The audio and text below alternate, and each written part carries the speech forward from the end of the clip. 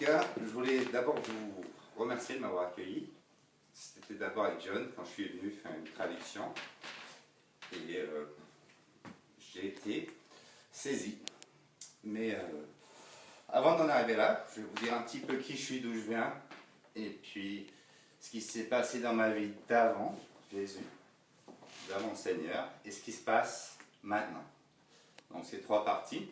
Alors je suis français à moitié et jamaïcain l'autre moitié. Mon père est alsacien, ma mère est française. Alors malgré que je suis blanc, vraiment blanc, je me sens un petit peu plus quand même jamaïcain. Pourquoi? Parce que c'est plus ma culture, c'est ma première langue. J'ai grandi là-bas, je parle le patois couramment. Et vous pouvez me mettre au milieu de Kingston, avec ma bouche et mes paroles, j'arriverai à aller où je veux. Si je vais en Alsace ici qui n'est pas loin, ben, je suis un petit peu un étranger comme je le suis en Suisse. Donc ça peut paraître bizarre, on me traite souvent de menteur quand je dis que je suis jamaïcain, et pourtant c'est la vérité. Alors j'ai eu un enseignement religieux où à 13 ans, au catholique, hein, où j'ai décidé que c'était pas pour moi. Donc à 13 ans, j'ai cassé le cœur de ma pauvre maman qui priait pour moi, en disant que je refusais de faire cette confirmation. Et ma vie a été d'événement en événement. Je vais vous résumer tout ça, où j'ai eu une vie, qu'on pourrait dire, de rêve, quelque part, où j'ai eu un centre de plongée aux Antilles pendant 10 ans. 10 années avant, j'ai parcouru le monde en faisant de la plongée. Et j'avais vraiment tout pour être heureux. J'avais un beau centre, j'avais 2 bateaux, j'avais des clients, je voyais beaucoup de monde, j'étais au soleil, et ça semblait une vie heureuse, mais il y avait un trou là-dedans, immense. Et je me suis dit, ben, ce trou, je sais ce qui me manque, c'est l'argent. Alors j'étais à la poursuite de l'argent pendant 5 autres années, où j'ai réussi à en faire pas mal. J'ai roulé dans des grosses voitures, j'ai habité dans des grandes maisons, pas loin d'ici, en France, à Paris. Et il y avait toujours un trou malgré tout. Et ce qui s'est passé, alors je sais pas, parce que j'ai une vie de loisirs, on veut dire. Une vie où je profitais de la vie. Et en fait, en profitant de la vie, j'ai vraiment péché. Et j'ai fait le seul péché que Dieu ait, en fait. Si vous voulez savoir ce que c'est, vous l'avez peut-être lu ou le relire, c'est dans Romains 7. J'ai découvert ça il n'y a pas longtemps. Et j'ai abusé de la vie vraiment. Et je ne sais pas si c'est Satan, parce que je fumais des cigares avec lui, et je roulais avec sa voiture pendant longtemps, hein, qui m'a fait tomber penduliment, m'enchaîner, ou si c'est notre Seigneur qui a dit, écoute, là tu es trop loin, je te coupe. Parce qu'il m'a coupé. J'ai quasiment du jour au lendemain perdu toute ma situation. Une de mes grosses voitures a brûlé sur l'autoroute en venant ici. Il y a eu des choses dans ma vie personnelle qui m'ont fait abandonner tout ça. Et ça s'est passé rapidement. Et je suis donc arrivé ici en Suisse, au fond d'un trou. Vous m'avez peut-être entendu dire que j'étais dans un trou. Je suis sûr et je sais que Dieu est venu.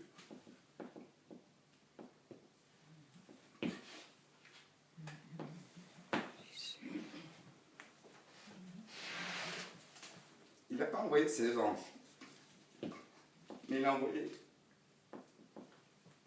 ces 2 personnes, Anne-Lise et elle. Ils sont venus me trouver, et ça s'est fait normalement, on veut dire. Où Anne-Lise m'a dit, je crois que tu cherches quelque chose, ça parcourt tout le monde, j'écoute ton histoire, et je vois que tu cherches quelque chose. J'ai dit, oui, je cherche quelque chose. Et en même temps, à cette conversation, il y avait une autre personne qui était là, qui a dit à Anne-Lise, mais t'inquiète pas, Jean-Philippe, il ne mettra jamais les pieds dans une église. Et c'était vrai, je ne rentrais pas dans les églises. Ils sont venus me chercher loin.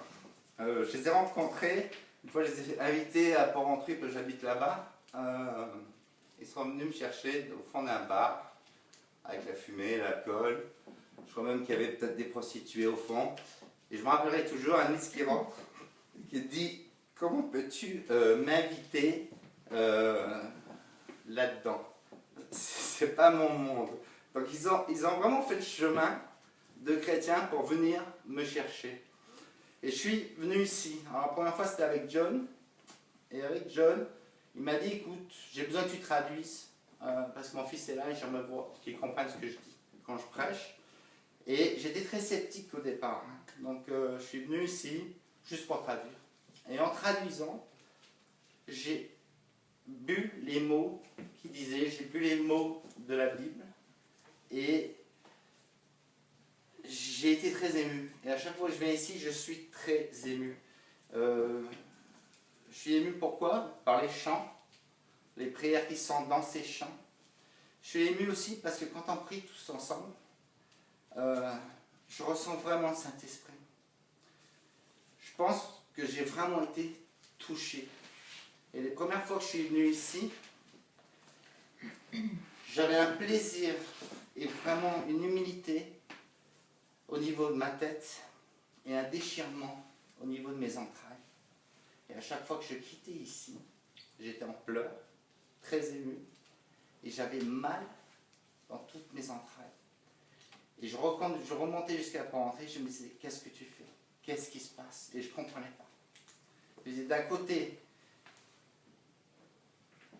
tu as tout ce bonheur, et d'un autre côté, tu veux quand même continuer à le fuir. Et il y a quelque chose qui se passait en moi, quelque chose de physique, un mal physique.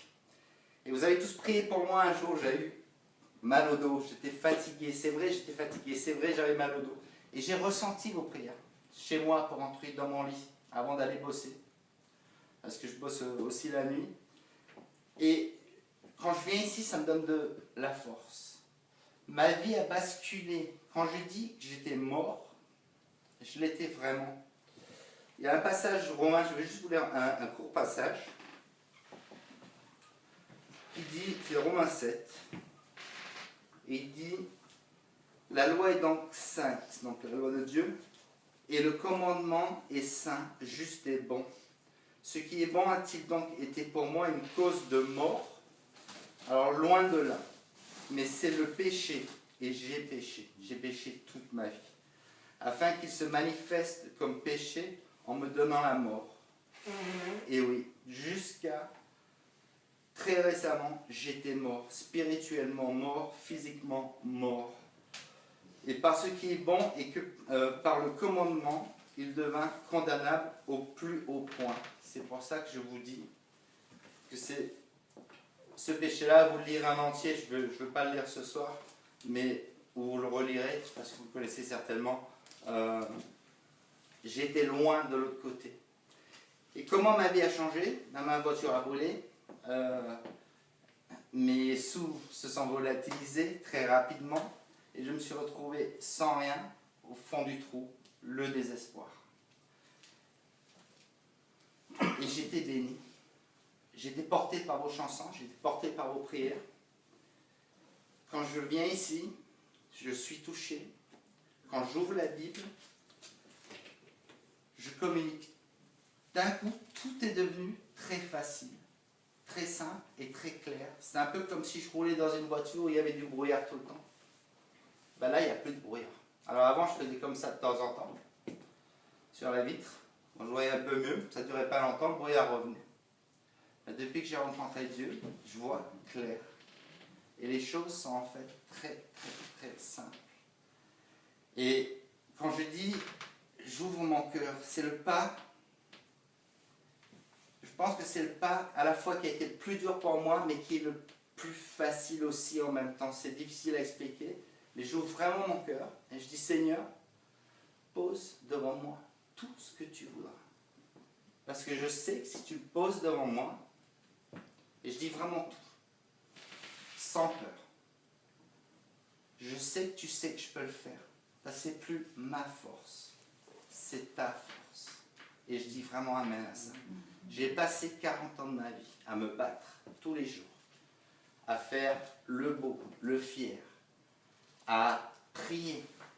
Alors, je faisais une prière, c'est la prière de Jabez, et je croyais que j'étais chrétien, mais j'étais à côté de la plaque.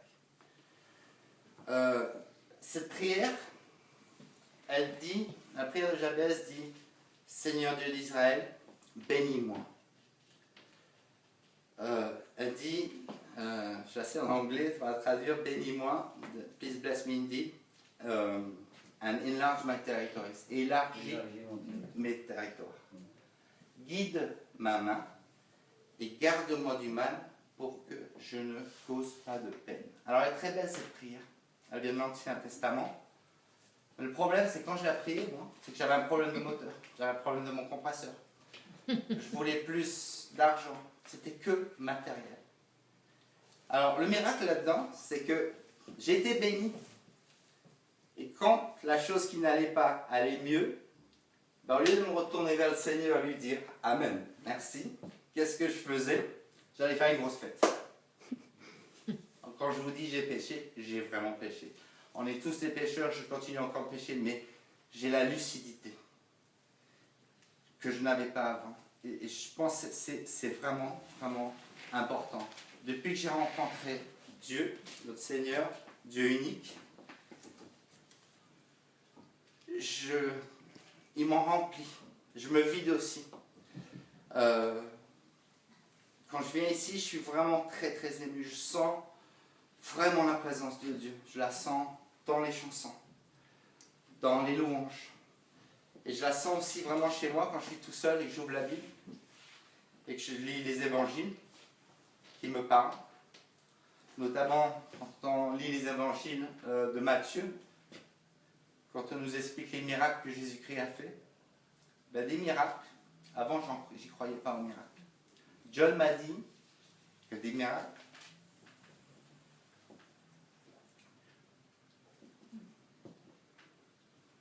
il en voyait tous les jours. Et que c'était réel. Et j'étais très dubitatif. Ben moi, je vois des miracles tous les jours, qu'ils soient petits ou grands. Et ma vie a pris toute une autre tournure. On m'a dit, quand tu seras chrétien, tu verras, tu voudras partager ça. Et j'ai tout de suite dit, non, non, non, moi, je fais ça pour moi. Encore comme un gamin, comme avant, le réflexe d'avant. On est enfant, c'est moi, moi, moi, moi. Mais pouvoir donner sa vie à Dieu, c'est tout sauf moi. Parce que sans Dieu, on n'est rien. Je lui donne vraiment ma vie. Et je vous le dis devant vous, je suis un humble pécheur. Je lutte tous les jours, comme nous tous luttons. Il y a des combats que je gagne, il y a des combats qui sont plus durs. Et j'en ai un qui m'est vraiment très difficile. C'est la chaîne à la cigarette. Et pour ça, je vais vous demander de m'aider, si vous pouvez m'inclure dans vos prières. Je vous en serai vraiment reconnaissant. Voilà, je crois que j'ai fait le tour de mon témoignage. Un petit témoignage de ce que j'ai vécu en peu de temps, très rapidement. Et je voulais vous remercier de m'avoir accueilli dans votre communauté. C'est encore une chose où je disais avant, la communauté. Je n'aimais pas dire le mot église, ça m'a rappelé les catholiques.